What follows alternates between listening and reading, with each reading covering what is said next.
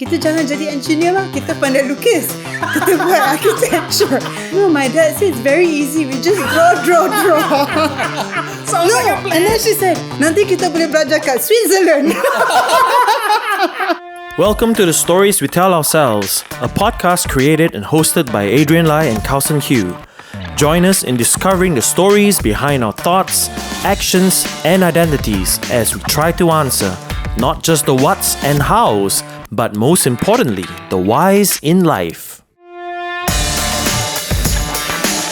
Hello, I'm Carlson. In today's Merdeka special episode, Adrian and I will be talking to author and architect Mariana, a KL girl who's sincere and very passionate in preserving our Malaysian heritage. So welcome to the podcast. Welcome, Mariana. Thank you. So Alright. let's start off the first question. What do you do? Now that you know we're rolling, it's a bit more difficult, right? Yeah, I think I do so many things, but only one thing. I mean, I think I'm doing a lot of things, but at the end of the day, I realize it's only one thing. Oh. But it's all to do with heritage lah. That's why I think I do different things, but Right. it all ties back to heritage. The conservation and the conservation architect part is what I aspire to be. Right now, I'm an architectural graduate, so I take I'm an architect for hire. Yeah, architect for hire, gun Architect for hire. You know, Yes. if you have any of you guys have a building you want to build, Yeah, 3 Yep, months, 2 she's, months, 1 year job. I'm there. But then my major is conservation of historic buildings. So since that was not really happening, I started a heritage consultancy with my friend. So we're heritage researchers, heritage consultants. okay. So when you talk about being a heritage consultant, do you also execute the projects as well, or you just do the research bit? No, I execute the projects, whatever it is. Whatever that pays, actually. Oh. No one really... What are some of the projects that you have done? No, I mean, well, we've written some books. Okay. Okay. So that's the company is called Heritage Output Lab. You know, output. do you have a website? No yet. So any of you who are Obviously website not designers, please offer your services. No, we've been thinking about a website for a very long time. It's just that we've been really busy working, and it hasn't got to that benchmark yet. You know, Right. to have a website and Right. I mean, we don't. I also can imagine, right? It's the kind of work where it matters most when someone comes to you and asks for it, right? So Yeah. it's almost like a word of mouth, more direct Kind of. connection More direct. to someone who's interested, because it's not something like a million people want to do. Yeah, you and know, then but actually a for lot those of- who want, they care about it. A lot of very people much, just right? ask us anyway. Like, oh, do you know where this is? Where can I get this? So that's without the website. Okay. We're not from the younger generation where, you know, you're all used to that Okay. attention. No, but I think there is merit to that approach. There's merit because not everything is about getting a million views. Yeah. There are things that only certain. I mean, okay, how I like to parallel these two, right? Is like whether you're going wide or going deep, right? And clearly, the kind of work you're doing is about going deep. It's Yes. not going wide. It's not like reaching like 100 million people. It's like reaching that 3 people who care very deeply about something. Speaking of going deep, right? A couple of hours ago, I just found out from Adrian that you produce a book. You have a book which consists of the history of KL road names. Yes. That's interesting. Can you just unpack it So for us? that was published in 2015, written by myself and my business partner, Magan Jitkor. So we covered 1,500 street names in Kuala Lumpur from 1889 to 2015. Wow. What? How do you even come up with such a project? No, What it inspired you? was a commission. Well, I've always wanted to. Everyone in Kuala Lumpur is like, oh, we should have a book on street names, but we. You got that first. Thank you, God. Thank you, God. Bukanlah job. Dia macam, it was really not really planned. I was with Petuban Architects Heritage Conservation Committee. We did an exhibition on A.B. Hubbard. A.B. Hubbard, the architect, who did most of the buildings in Kuala Lumpur, the government buildings. So that one, we at that point, no one really had a full list of the buildings he did. So that was the first time it was presented. So that was kind of a big exhibition for the group, the committee. And then we met an agent from Marshall Cavendish. So we were just hanging out. And then she asked, actually, we're looking for someone to write a book on Kuala Lumpur street names. Do you know any? And we're like, ta-da! Me. So and then I did a little white lie. Oh, actually, we have some materials already. Wow. But it's kind of true because I've been reading history of KL since I was 14. What was one of the few stories or the most interesting street names that you could remember? Yeah, like your favorite street name. How did was there a particular story which kind of like jumped up at you? I know there's so many.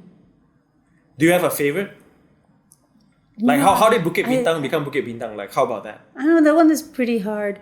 But they Really, say the Bukit that the Bintang? area, because the Bukit Bintang name for that area, it appeared in the map in 1870s. There's already a place, it's already marked Bukit Bintang. Oh. So we assume that the place is already called Bintang. Someone told me that, that was the Ketua Tempat, nama dia Raja Bintang, but then we don't know. Oh. Right? We don't know. That's interesting. Yeah, though. but that would be Yeah. interesting, but I don't know if I can verify that. Yeah. Did you find any character named Raja Bintang? No. But Bintang is a common name, right? Yeah. But it also meant star, right? Back then, yeah, right? it meant star. It meant star then, Yeah, right? you should Also, name your okay. kids Bintang. Bintang, right? Yeah. Star. So Hi, nice. Star. Last year or 2 years ago, I can't remember, I was, I don't know why, but I was very fascinated with this particular house which belonged to Loke Yew before. Now it's actually a law firm. Oh yes, the Loke Mansion. Yes, Yeah. right? So, and it's like a blind spot to me. Like the word Loke Yew is Loke Yew, right? I mean, but We only know him as a jalan, you know. Yeah, exactly. It's a jalan, right? Not like Chowki, whatever.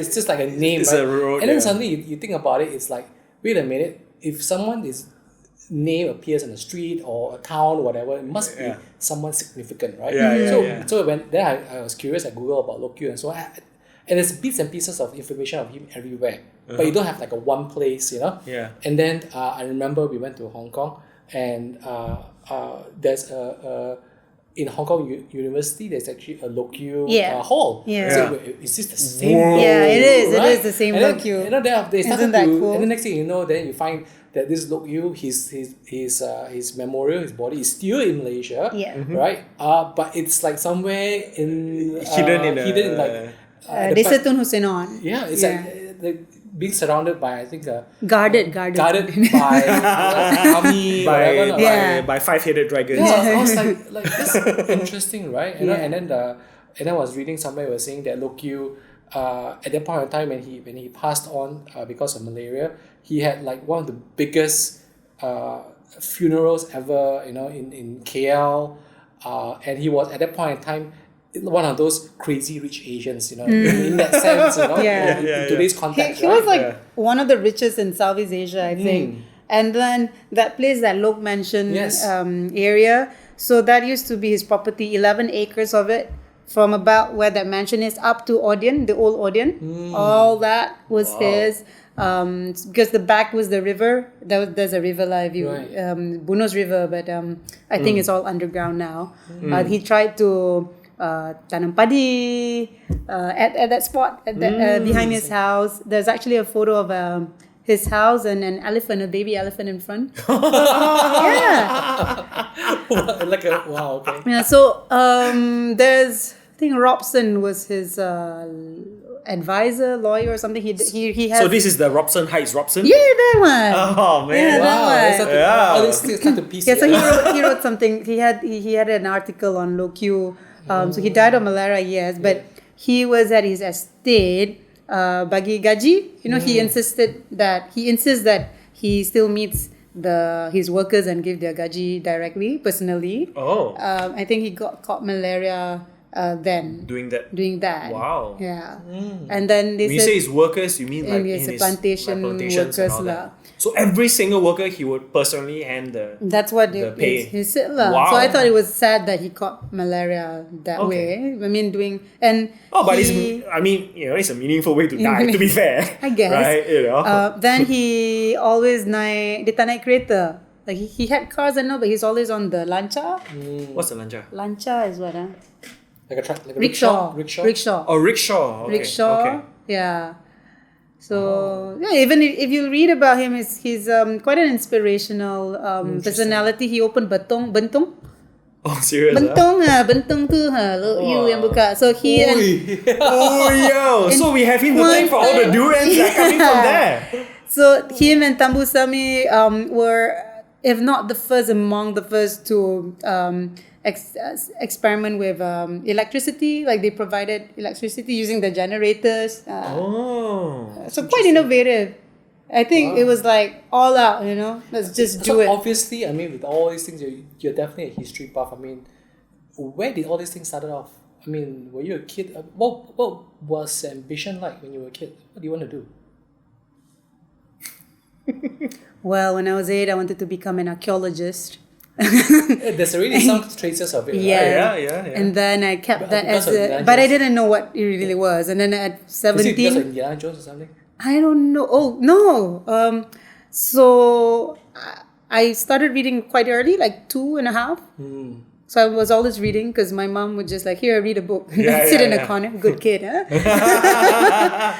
And then, so a lot of the materials I was reading, I guess, was like about places, historical places. It's like whatever they have, right? Yeah, Like, I'm not buying you new books. read Whatever mine. they have in their library. Because my parents were teachers. I see. So there's a lot of these books lah. But when I was 8, they brought me to Malacca.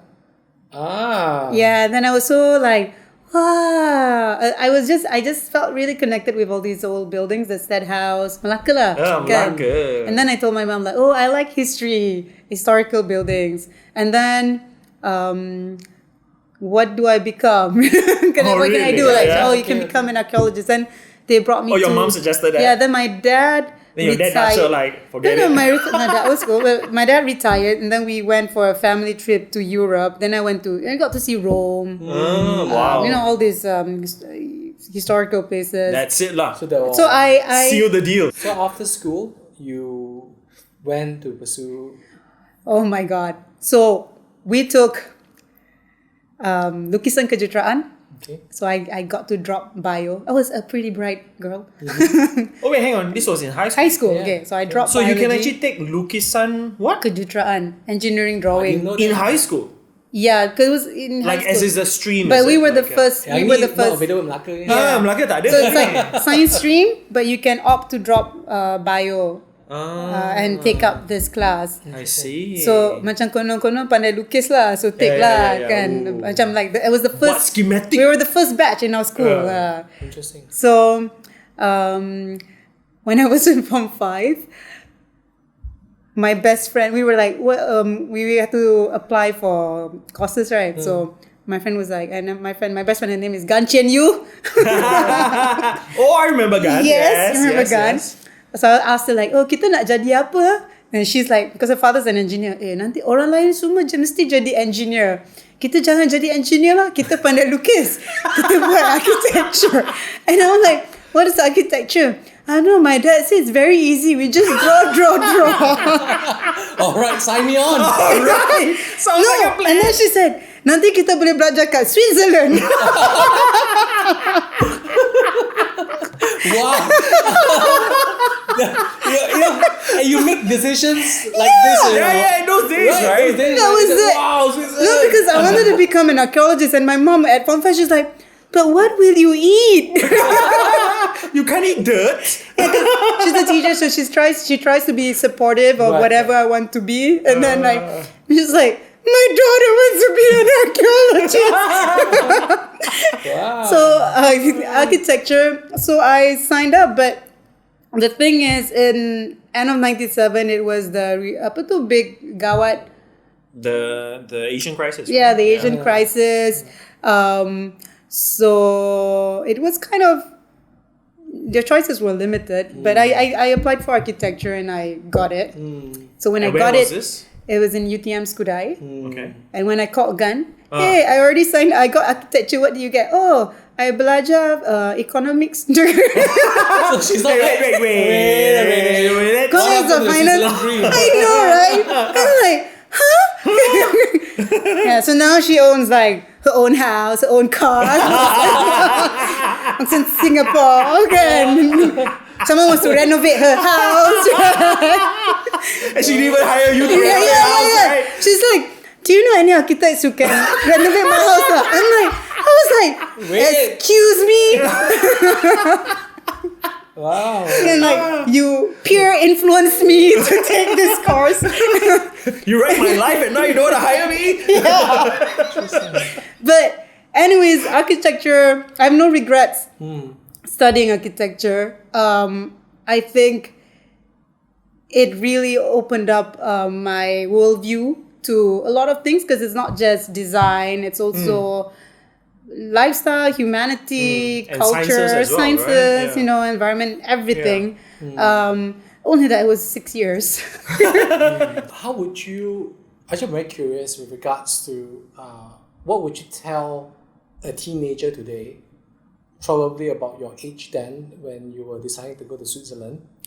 I thought I could go to of it. Switzerland. Yeah, but we're talking about like 15, 16, right, in that sense. And they Euros, yeah. they do, they do have a genuine interest in the whole area of history, heritage, and so on, and also buildings, right?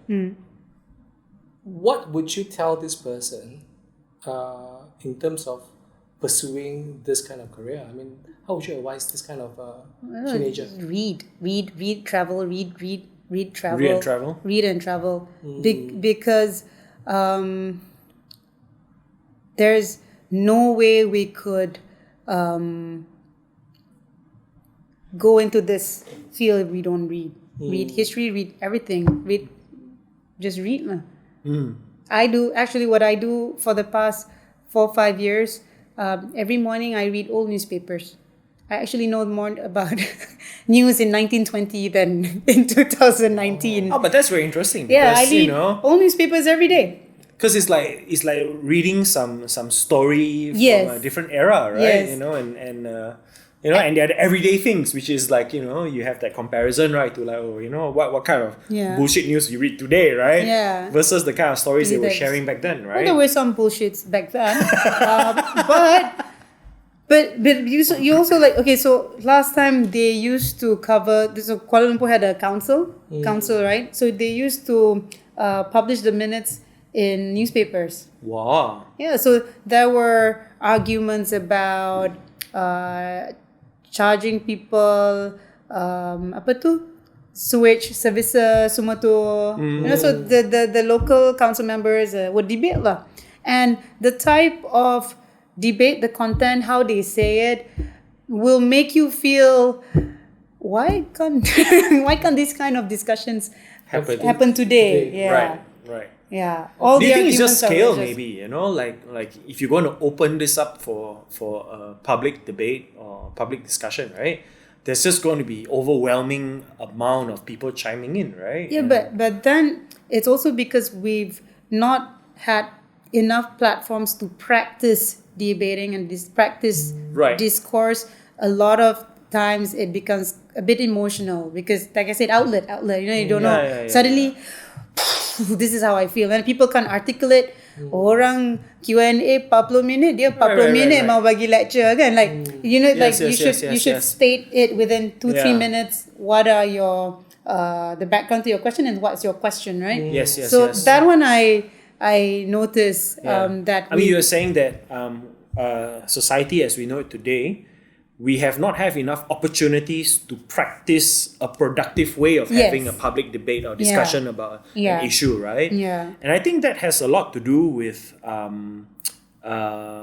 people, I think, just being too self-involved, right? Like, you're just too worried about whatever's going on in life, and like often you don't think about something until like it really comes to your doorstep, Yeah. and then suddenly you're angry about it, and then you go and oh, why you never take care of this stuff, right? But I Yeah. think like to me that is almost similar to the whole issue of like, you think you can change the country by voting once every 5 years, right? That kind of thing, like, it's our duty now to vote, but the rest of the time you're just doing the crap that is contributing to all the nonsense, right? And I think, it's just that way, lah. That's how people live in, our urban, societies now, right? Yeah. So when, for example, in KL, if you see a particular building that, and an old building, what do you see? I mean, like, for example, like for me, I do feel a certain sentimental sort of feeling towards it. But what are your filters? What do you see when you see a particular building? Well, I see the setting. I see the location where it is, because it's always like, why? So, for example, Loke Yew's house, why is it here? Why is it suddenly here? Right. And then I enjoy the view, the vantages. Like this is how you would have seen it back then. This is how you had seen it back then. So, for example, Masjid Jame. If you imagine yourself approaching Kuala Lumpur from Sungai Klang, from Klang, see from far you'd see the building, this Arabian-looking building at the end. So you're in Kuala Lumpur. So that's your entrance statement. This is all in my head, of course, but it makes sense to me. I try to make sense of its location, and its original setting. And then space, because back then this space is used very well. So when you go in this space, and then there's this courtyard, and then there's this airwell, and then how does it connect to the back part? Right. How do you go up? What do you see? Do you see timber? Do you see the beams, or all that? And I get very romantic. I get very romantic about it. But that's just me. That's just me. So, no, but I imagine like someone like you with your knowledge and your perspective on a building, right? You have an intimate relationship with buildings. Yes, when you I do. when you go, and then you are, because you have that perspective and that ability to get in the head of the people who built it and the people who are using it, right? Yeah. You're I mean, you could say, in summary, that you are actually more in touch, or more involved with the space, right? Versus someone who's just walking in and taking an Instagram selfie, like, look at this window. I love the layers. Right? So when I get into this in an old building, which is the new layer, and then what was behind it? What was behind it? What was behind? What happened before? What happened before? Other traces, especially Malacca. Yeah. Because Malacca's really old, right? Yeah. The Dutch, the British, and all that. Yeah. So you can kind of almost like peel away all the you peel away. Yeah. And then you realize, every time you realize that people were much more simpler and more humble back then. Like even if it's intricate, and even if the design is like grand, there's always small details to scale it down. Right. And there's this book, it's called Architecture of Happiness, and I tried to relate what's written in that book to my surroundings. It's Architecture of Happiness. Basically, well, it's actually for designers. But how does spaces make you better?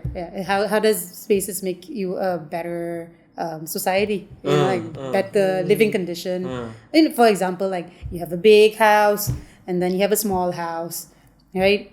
The two different kind of architecture, but doesn't mean that the ones in the big house are happier, right? Yeah. So in fact, they're rarely.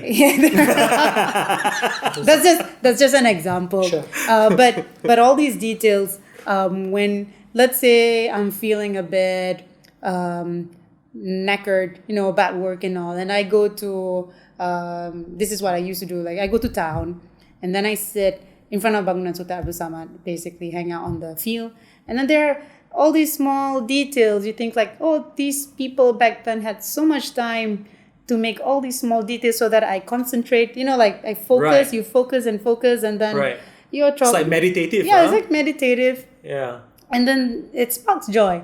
It does spark joy. And then your problems don't feel that big anymore. Because you focus, and it's very different with the modernist design, which is all flat. Yeah, it's designed to make you feel small. It's designed to, to say, I am the shit and you're small. And I am nothing, maybe. but But this is why I like old buildings. And I know it's not really just ornaments and but there are patterns, stories, right? It's kind of like I'm imagining, right? Someone like you, right? We are almost like an interpreter. Like you could actually interpret the story of that space. Versus a normal person like me, I go there, I wouldn't be able to tell the whole story, but or just for you, make it up. you'll be able. I'll just make it up like, some seven-headed dragon comes out from the back, and then that's why that part is cracked. That kind of nonsense, right? But I can imagine that you can actually I think live through the story of with much accuracy. With much accuracy. Yeah, with much more accuracy, right? Not like seven-headed dragon. Exactly, right? Because and you're very clearly seeing the difference here is that one is like the dragon story would be you're coming from a place of ego, right? Coming from a space of your own impression of what the place is, right? But you are actually able to be sensitive enough for the building to tell you a story. I try, but it's also, like I said, like it's a fascination since young, with old structures. I just feel, sometimes you just feel connected strongly to certain elements. And instead of ignoring it and regretting my life, I am trying my best to embrace it. It's like, this is what I like. It's a bit quirky, but here it is. And fortunately, it has allowed me to open up myself to careers and to be comfortable with myself. So it's not, if you take architecture, what does that mean? No, because, I mean, in architecture, for example, like, hey, who cares about?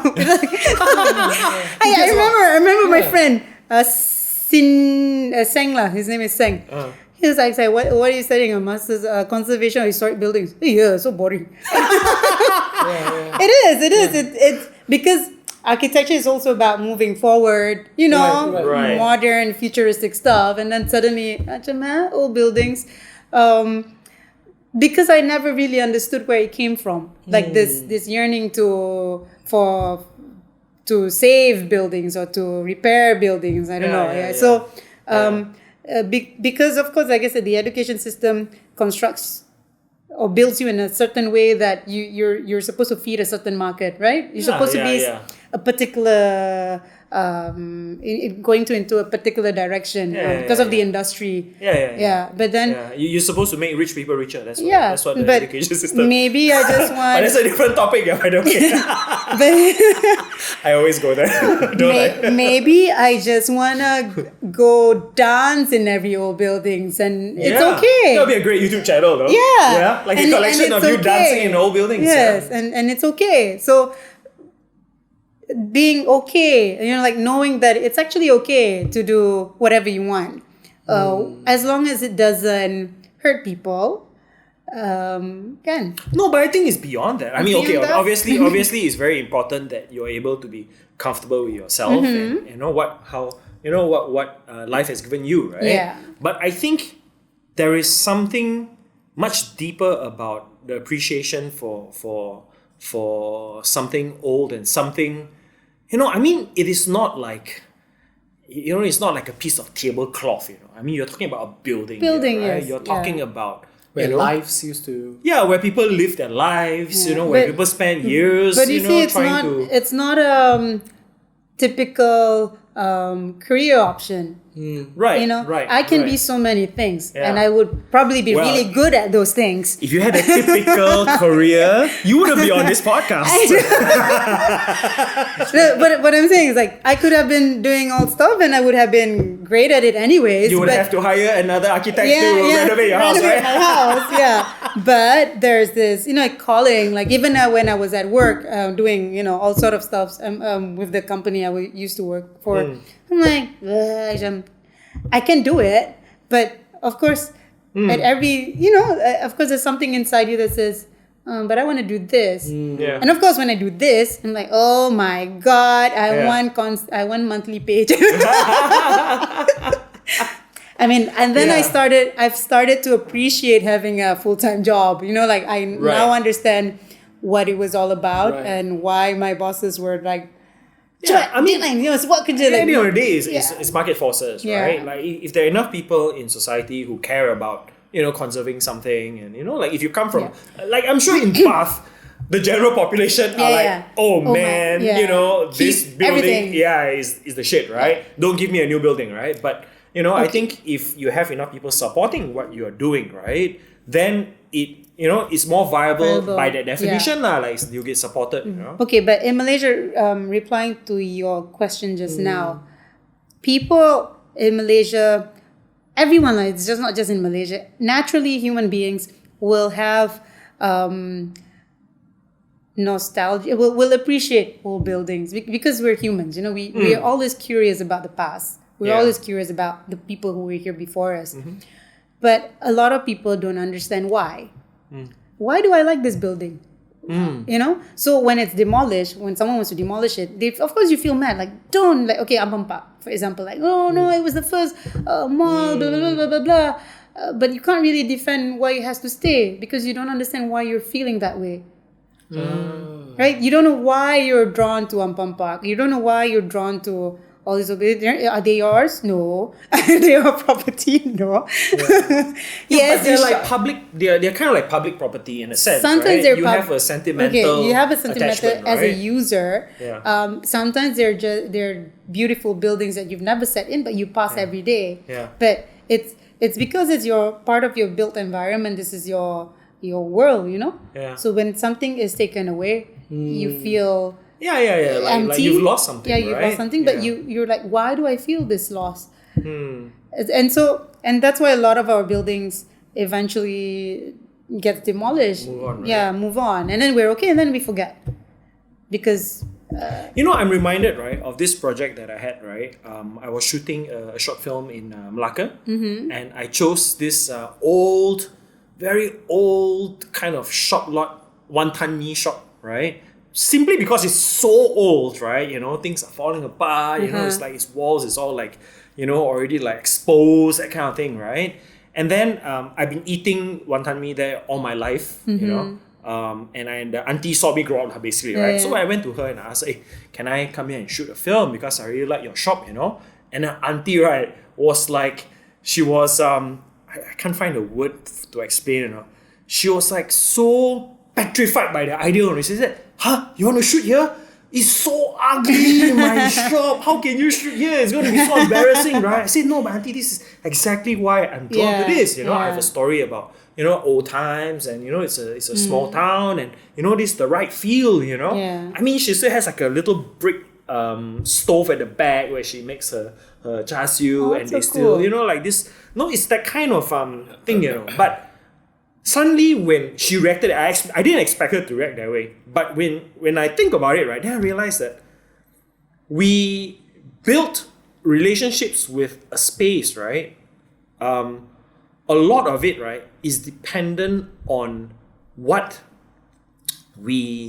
how we want to live, in it, right? Like for her, if she could afford it, she would have renovated everything. Paint everything, new fan, new this, like special event, that kind of stuff, right? Yeah. But And then she people couldn't, and it kept that way, But you go there because of that. I go there because of that, experience, and now they're very popular. So all these Singaporean food bloggers all like to go there as well, right? Because it's that, right? And I think until she saw that happening, right? The people coming to visit because it's old, right? For her, it was never in her head, For her, it's like, how on earth did this happen? It's like, how can this suddenly happen, right? And I think again, right? It's like the stories we tell ourselves, right? We project. Yes. What we feel that is in our heads, right? That that building becomes important, right? But I think it's the meaning that we put The meaning that you... Yeah, the meaning that you attach to that experience, right? But also maybe the auntie in her vision, every day she wakes up like, one day I'm going to have a beautiful shop. Yeah. Macam dekat mall. You know, you Yeah, don't like know. a mall, right? So that's also her, what do you say? Aspiration? Aspiration. Yeah. And then she's like, what? I'm not there yet. Why do you want to shoot me now? I have to... Yeah, kind of, right? You Right? know, I mean, I don't blame her. I understand where she's coming from as yeah. well, you know? And I'm just thinking like that's like to me, like I also love old buildings, right? Like I think to me it's because they're almost like time machines to me, you know. Yes. You know, because like I'm a story person. Like I really like the stories, right? And to me, a building, it is one of the most effective time machines. You know, I mean, you can pick up a book and read and go back in time, right? But you know, it's a bit more effort there, right? But if you walk into a building, you know, you are immediately you know, it's experiential, you know, immediately, Smell. right? Yeah. You know, and then if you go further into it and getting more information about it, right, then the experience is very complete, you know. And okay, apart from the books, actually last year we were working on content for Kuala Lumpur's Heritage Trail for DBKL.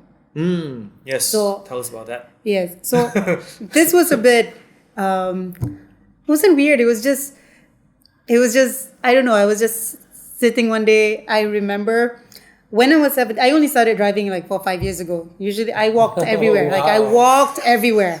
Okay, from Bukit Bintang School, I walked to... So now you just park a car and you still walk, right? I have...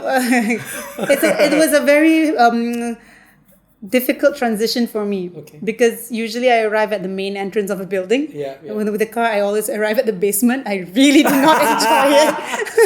Oh, but that's interesting. I never thought about it Yeah, that way, right? I- You're driving. Your what do you call it just now? Your entrance. What do you Yeah, call the it? main entrance. No, as in like when you first see the Masjid Jami thing, that I can't remember what I said. the term you use, you know, the welcome, you know, that thing, right? What greets you. or What something. greets you, Yeah. right? It's so different. Actually, I never thought about Yeah, it. You know, because- it's actually why I actually enjoy walking around more than driving if I can. You 'Cause in know? fact, I was like, people should really change the design. The main arrival should be at the car park because that's where everyone First introduced to the you, building, right? I mean, that's why the rich mansions, they have this crazy arch with that nice drive. You know, it's because the first impression of the place must be grand, right? Yeah. You know, and I think that's what they do. So it, sorry, right? back to the heritage. Okay, so Heritage Trail. Yeah. So I walked everywhere. Took the bus. So when I was about 17, adalah this guy, Cewa. dating. So we'll walk everywhere. And I actually said to him, what did I say? His name was Izwan lah. Hi, is one you've been listening. No, I actually said to him when I was 17, kalau kita buat macam heritage trail, every place ada macam information dia, kan best? Really? Really? I'm interested to know Iswan's reaction. I don't know whether he remembers, but because we were always walking and walking in KL is all these buildings, so we'll pass by macam, what is this? We'll just look around, what is this? I didn't understand what Dataran Merdeka was all about. I was like, wow, all these buildings looking like this. I didn't understand it back then. And then, so last year, when we actually, we bid it for the job, so we got it. And it's to curate the trail based on their master plan and to write content so that there will be a panel at every single old buildings. Wow. Really? And one day I was like, I was at that meeting. I know you were at the meeting, but halfway then when I remembered that conversation I had when I was 17, I'm like, wow, that really manifested. Yeah. Wow, Good. man.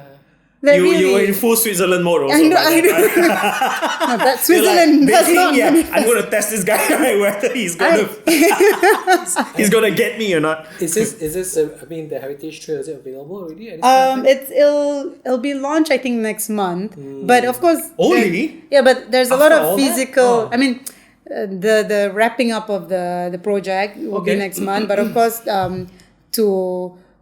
physically there's so many things to do, like to improve the pedestrian paving, lighting and all, but that's all DBKL. They'll execute. Yeah, right? they'll execute. So beginning hopefully. Is next it like month. a self-guided thing or is it going to be Self-guided. volunteers? Okay. Anyone can do. It's up to them. There'll be these panels, there'll be this trail, but you can design your own route because everyone has a different story to tell. But when you arrive, there's that information there with photos and anecdotes. We interviewed about 100 people, and they've contributed their stories. So we tried to put those into the panels. These are all like, so they're going to be printed, as in like engraved on a panel, engraved on a along the panel. trail, right? Yeah. I remember the trails also have themes, right? Yes. Like, Yeah. I remember there was a sports trail, right? No. Oh, so No more? it's It's that different was now? just initial. The first How to draft. say Just the ideas first draft lah, okay. groundwork Yeah. because we walked. Okay, I walked so much that one year because we had to test the routes. So every theme is based on what's there. So there is Old Pudu Town, right? Brick fields, Cerita Kampung Baru, that's in Kampung Baru. Batu Road, whatever. Batu Road's an old name for Jalan Tuan Abdul Rahman. Yeah. So, but it's about that period lah when it was called Batu Road. KL HQ, KL headquarters is about where Dataran Merdeka is. But that is for that's DBKL's themes. Okay. The project's called KL Dulu. KL dulu. Yeah, so KL in the past and like KL first, KL Dulu. Yeah. Okay. Wow. And it's gonna be out like what next? When can we expect to Yeah. walk these trails? I have no idea, but you can walk with me already. Nice. So that explains the death of your shoe, the pair Yes. of shoes, right? Okay, all right. So there's that. So it has expanded from the KL street names, and then we moved into towns, urban development, urban growth, and then we moved to specific content. We went deeper into Kuala Lumpur's history, and that is with engagement with community, because a lot of the first part was a lot of desk-based assessments, right? Information from the archives. Then the one that we're currently doing, it's called Between the Bay of Bengal and the Java Sea. So that's about history of port towns along the Indian Ocean trade before the colonials Wait, came. this is your next book, is it? Yeah. What's it called so, again? Between the Bay of Bengal to the Java Sea. Fool. Bunyi macam Sounds like a plan. Sounds like a long-ass trail. So there's Kuala Selinsing, there's Semarang, Banten, Bali, Singapore, Malacca, the history, a lot to do with trade. We try to touch on trade. I've been talking about going back a couple of minutes back in regards to KL Dulu. I think it would be a privilege if one of these days you could just take us around one of the trails and just Anytime. explain to us what's the Will that be like Yeah. guided to us? Like it's going to be that'd be so like interesting. a volunteer Definitely. guide, volunteer guides or something, Hopefully, I don't know, because at the end of the day, we're consultants, right? Of Yeah, course, yeah, we yeah, hope it becomes like that. But nowadays, actually, you guys volunteered. Sometimes I have to force my friends, like, come lah. Yeah, so seriously, I would love to, because there was one point in time, a while back, I can't remember, we just followed this particular person and just went walking around in the whole stadium area, Jinbu, whatever not, and learned so much, Right? The history of it. Was this and like a whatnot. walking tour? Yeah, it's like a walking someone tour was as well. offering Was a it walking Rakan KL? I think so. I think it was Rakan KL, yeah. Right. So and it's interesting because it's like you get an exercise and you get a walk, but also you get to See places you never. Yeah, you get a new been. perspective on Yeah. those places that you Correct. see like 100 times, right? Yeah, exactly. No, but more importantly, we should know a lot about our hometown. It is really embarrassing when you know more about London. London. think so. You know this road, and Yeah, I think so. I think so. Paris, good. I think the only reason why you always And that's aspire like- for that holiday in London is because you read more about London Yeah, than you read about KL, you read more about New York and all Yeah. these other places, and then KL, and then when your friend wants to come, like, you offer food. Batu Caves. Batu Caves. Batu Caves. Batu Caves. that's true. Yeah. Okay. But a lot of people know more about other places than their own hometown. Yeah. And there is not enough reading materials published about our own places. For sure. Not just Kuala Lumpur, Malaysia. Malacca, there's not that many books on Hardly, Malacca, yeah. the town. Yeah. Hardly. Maybe one-time print 1,000 and that's it. Yeah, Kan, and they're yeah. probably still struggling to sell it, in one of those Jonker Street, shops, Okay. But So what are the current projects right now before we come to an end? What are you up to? what I'm doing, wrapping up that KL dulu. okay. The book, Yeah. from the Bay of Bengal to the Javas. is And a when big- do you target to finish it was and publish it? deadline was in June, but Was it Marshall June of competition, 2018 or 2019? yeah, but we've been traveling a bit, so because we have to go to these places to be able to write. What an excuse, huh? I To go to know. like where? Bali, Singapore? Semarang? The last place I visited was Banten, so it's about 40-50 km away from Jakarta. So after Malacca fell, Banten became the entry port Oh, really? Yeah. How come we never learned that? I've never heard of don't it. know. because you They censored it from no, history. No, it's not fair to say that they don't censor it. People just don't read. We read, in school we read what we have to read to pass the exams. Right. If we took another book, it's all there. Because a lot of It people... wasn't our story anymore, right? Once you left No. Malacca, we're like, oh, that's it. Wash our hands. Wash your hands and no longer interested because we're not nurtured to be curious about the stories when we were in school. I mean, at least during our generation, Yeah. it wasn't about stories. No, I think it was taught about- in such a way that it's not interesting, right? You know, but my history teachers were so good. that is exactly the that's the point. That's difference. exactly Yeah. the That's the point, right? difference. Like, I love history so much more now that I'm doing it on my own, you know. Yeah. Back then, it was such a chore, you know. I'm like, Yeah. honestly, I was prepared to fail. I was like determined to fail already, you know. I'm like, this is not important. Tak apa. One red mark on my, SPM, that's fine, you know. But I still passed for some reason. So, but I think it's your gateway into the topic, right? Yeah. Like, how No, it's it- served to you, you know. The thing is that the reason why I realized that now I appreciate history more is because there's emotions involved. Right? Yep. There's emotions involved. It's not just a name. Yeah, it's not just information, you know. Yeah, There is exactly, a story, right? So there you- are... you tend to No, be- because of the story. Because Yeah. you want to Yeah. know about the story. Because in Yes. school, it's about what question. Yeah, exactly right. And you kind of pass it, right? The story is me passing the damn exam. That's why. But my teacher seorang ni, it was so funny. She talked about Gihin and Haisan. Yeah. The Fuh, gado-gado kan. And then the Gihin and Haisan, I think got affair lah. Between I don't know the adik and this wife, someone's wife or someone's such a- And adik. you remember that, And then that much better, no? Yeah. Yeah. I know. Hafal, no? Yeah, I then had to she's- half I know who, this No, one, and then and she then the said, first son and this. kena tangkap, jumpa diorang bawa pokok keladi. And then kita like, I was like, What? Apa dia pokok keladi? Macam mana dia dekat bawah pokok keladi? You know, like, Yeah. and then masuk dalam sangka ayam and then kena bunuh. Like, she was Yeah. really good at telling the stories. Yeah. Yeah. But this is exactly why I always emphasize, right, that story, right, is the whys, you know, like if you know why it happened, right, the story starts to form, you see. But when we were studying history, it's just what happened Yeah, and that's how it it. happened, And then right? how You it know, but happened. you hardly ever learn why it happens. It's like Yeah. this happened. Yeah. But You don't know the motivation they never, behind it. yeah, Yeah, they nothing. never Yeah. revealed, you know. But actually, history has a lot of it will if it's structured in such a way, you learn how to understand people's lives, Yes. stories, other people's world. Yeah. You learn to write. Yes. You know, if you practice Yeah, you writing, learn to, essay, communicate communicate, and, express because you yourself. have to transfer that information, what you Yeah, know. you have to retell the story, You yeah? retell the story. So it does. There's a lot of potential there, but I'm not sure how it's taught now.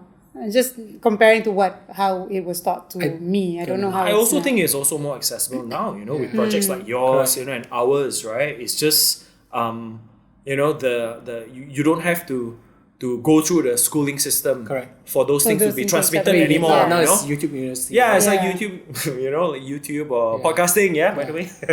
So, in Yeah. closing, Mariana, what impact would you want to have on this world? What impact? No lah, not on the world lah. I just hope that my friends would remember me When you want to renovate the house. and then pay a big fee. No, I don't think it's about impact. I'm at this phase now. It's like what impact I want to bring onto myself. I think this is the phase I'm going through. Maybe when I'm older, 70, maybe I care about the world. But I figured if I cannot handle myself, I wouldn't be able to contribute or handle the rest of my surroundings. Okay. So now I am trying to read, learn, be really good in this field so that I can actually contribute a substantial contribution lah. Kan? Otherwise it's just blah blah blah blah blah, and then there's no substance, right? Yeah. So I think I owe it to myself and to my friends who had to bear with all my stories for the last 10-20 years, that whatever I'm doing, I have to do it really well. So that if people do ask me, I know what to say. Like a 1.5 hour podcast. Yeah. Otherwise it's like, Mariana, do you know that? I'm like, you know? No, like I do want to develop my career in this field. So there's a lot to do. There's so much to do. So much more. I mean, books, they're just books. Right.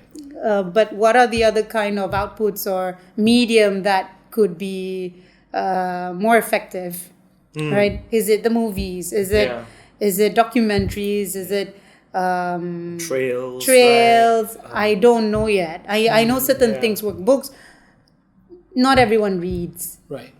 Yeah.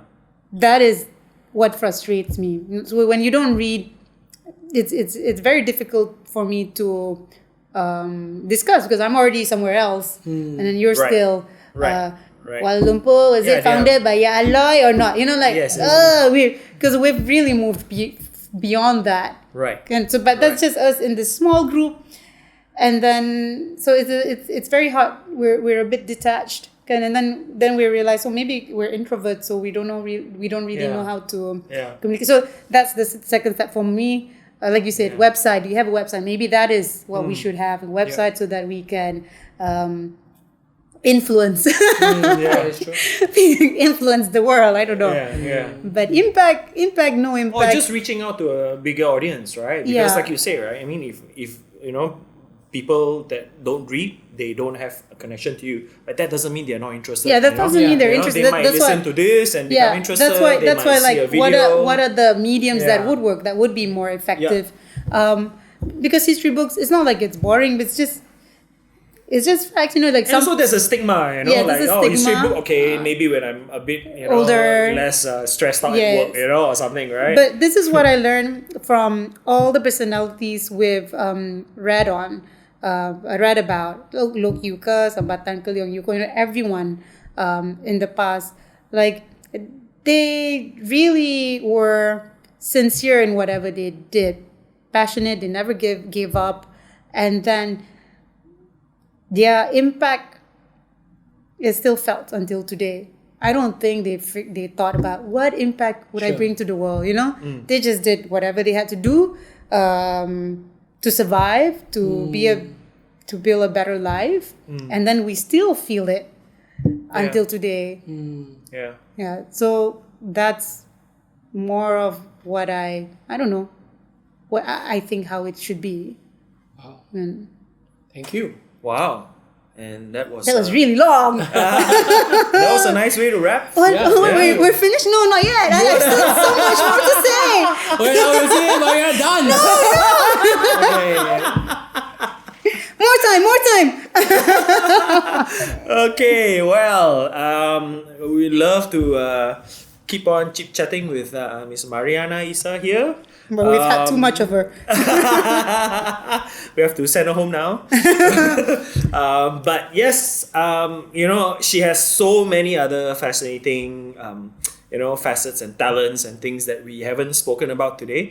So if you guys want to know more about her, maybe let us know in the comments and subscribe to us.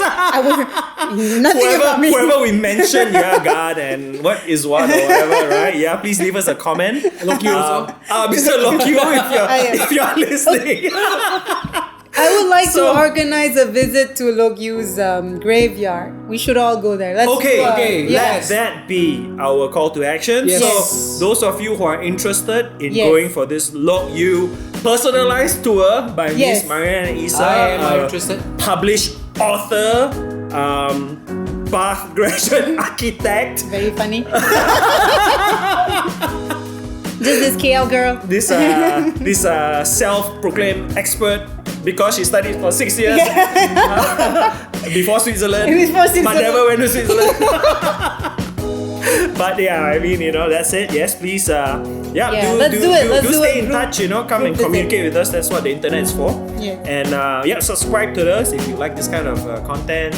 We're on YouTube and iTunes and Stitcher and Spreaker and eventually Spotify and Google. So if you guys